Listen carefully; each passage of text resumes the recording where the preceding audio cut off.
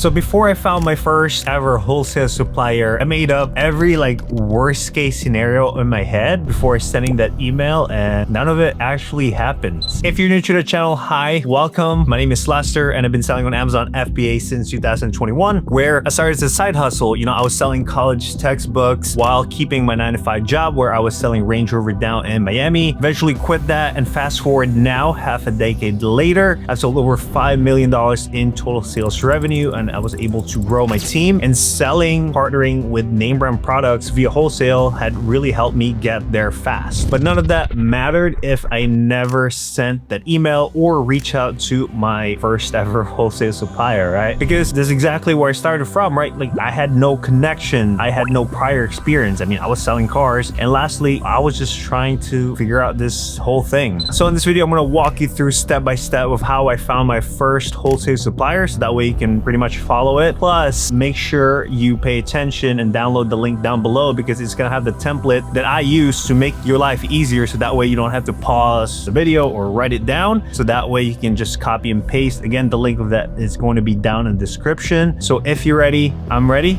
Let's get right into it. So part one is how I found my first wholesale supplier. And again, you don't have to overthink it. And I want to give you a background of this previously, because I was so into my hair that I was watching this how-to tutorials in YouTube videos of how to style your hair, right? And one of the influencers there was I really admired and followed, and he got big and eventually had his own brand of pomade and all that stuff. And when I started selling on Amazon 2021, 22, this is where the aha moment. I was like, wait, I was following this guy and he got big. Why don't I see if I can sell his stuff on Amazon? Because I know I use it. It's good.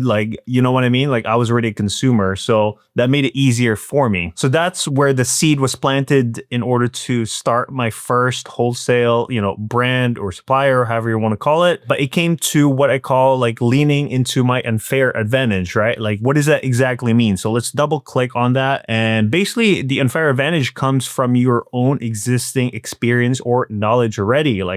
Products, brands that you already trust or use, right? And things you just understand overall. For me, I was following the influencer and I was into hair products, styling my own hair, that it was so specific that only very few people would know it. I'll give you an example here, right? I interviewed Diana. Diana is known as the Ulta Girl, right? And basically, as the Ulta Girl, she has tons of knowledge in terms of beauty, right? It also helps that she's a woman and she uses beauty products, but that's her unfair advantage that she leaned into.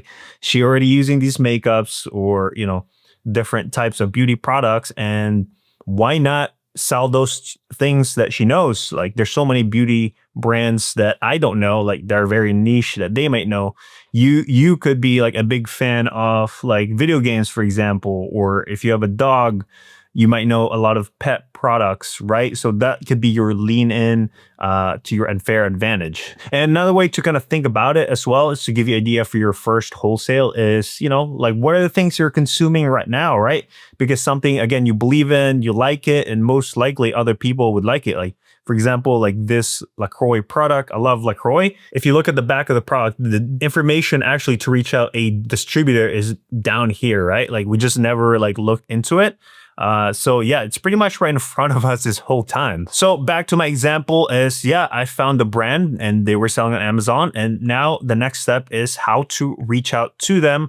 So that way you can get that, connection or approval to start working with them. And actually, this is the part where a lot of people freeze. But again, if you follow it step by step, the template I'm going to provide and stuff like that, it'll make your life a lot easier. So part two is how to reach out. And, you could be nervous if this is your first time, right? You might fear the rejection or just overthinking in general. But, and I probably rewrote the email more than I want to admit. I think this is right before when ChatGPT and all these AI stuff came out. So, I had to kind of do it manually, right? And the thing that really would separate you when you want to open up these different accounts is you want to kind of personalize the email. And personalizing the email doesn't have to be that crazy. So let me show you exactly what I've done and something that you could use when you're sending out to other people. And the last thing you want is kind of like keeping it generic, because keeping it generic, it can work, right, with quantity, but you want to increase your rate of success a lot better, and that is through personalization, because it's not gonna feel like spam. All right, so this is the email here, so you guys can see the date, September 21st, 2022, right? I have my company name blanked out here just for privacy reason, but yeah, this is what I sent. The dude's name, or the influencer, was Dre, and I was like, hey, long time yours since the haircut videos back in the day with Hans de Foucault, right? That was the company. And super interested in carrying your products called Chez Vous and opening a wholesale account. Is there an application I need to fill out? Again, short, sweet, but still personalized, right? Meaning like, I know what I'm talking about, trying to build that connection. Please let me know what you need and have a great day. And, I left my name and signature. Again, it's kind of blocked out here, right? But yeah, that's pretty much it. Then, they replied. It wasn't instantly. If you look at the date, it went from September to like October. I was there waiting. I was like, crap, they didn't do it. But again, stay patient. They were like, hey, thank you for your support and reaching out. We have attached our wholesale agreement and brand deck. Or to become a verified retailer, we'll need links to your online storefront, right? So I sent them my online storefront for Amazon, or if you have a physical, whatever it may be, to resell their products. Then they're going to review it, right? This is the part where you're opening up accounts. So it's really important to present yourself professionally. And we're going to go over the myths and things that you don't need. And that way you can take action immediately, right? And then they include, their brand deck and stuff. So as you can see right here, this is the wholesale agreements, right? So you can see these are different products. They're very niche and small. You can see the cost here of purchasing it wholesale. MOQ stands for minimum order quantity. So you need to purchase at least 24 units at this cost, MSRP, right? So as you can see, it's almost like 50% off, close to it, some of it. But again, yeah, this is why it's profitable to sell it, like buy it wholesale and sell it for MSRP. And it's pretty much a simple, straightforward. They didn't really have anything too much product, but if you're maybe reaching out to a bigger supplier or distributor, they could have way more, like talking about like hundreds of products, which is, the more the better, more stuff for you to sell, more opportunity.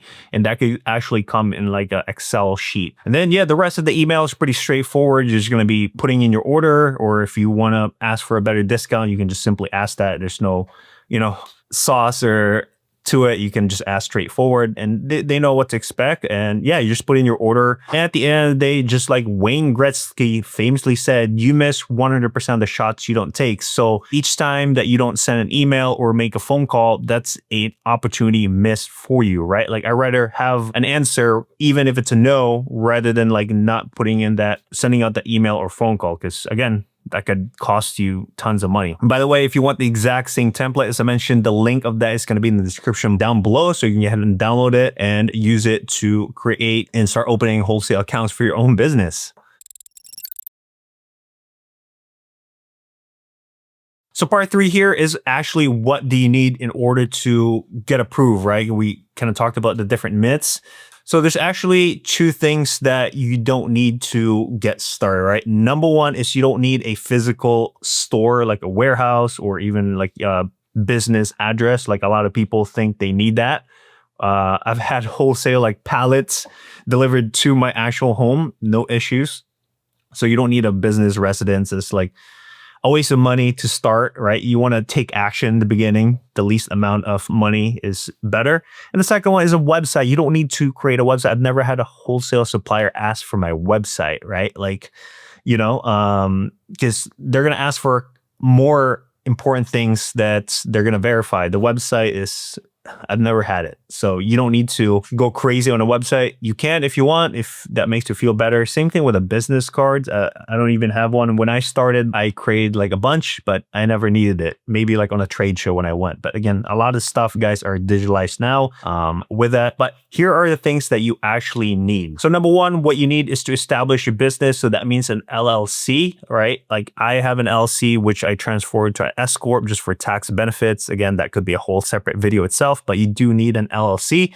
If you are selling on Amazon, that is a must. And number 2 is getting an EIN. It's basically your business social security. It stands for Employer Identification Number. And as you can see right here on Google, just did a simple search. And you can see right here, this is the government's website, rs.gov, and you can get it in minutes. So it's super easy to get an EIN after you have created your LLC, right? And once you have an LLC and EIN, then it's time to get your resale tax certificate or tax exempt. You basically go to your state's website and apply there. Like I'm here in Florida, so I just go to Florida's, website to do that. It's super easy. Some states do charge, some states it's free. So just check on that, within your state.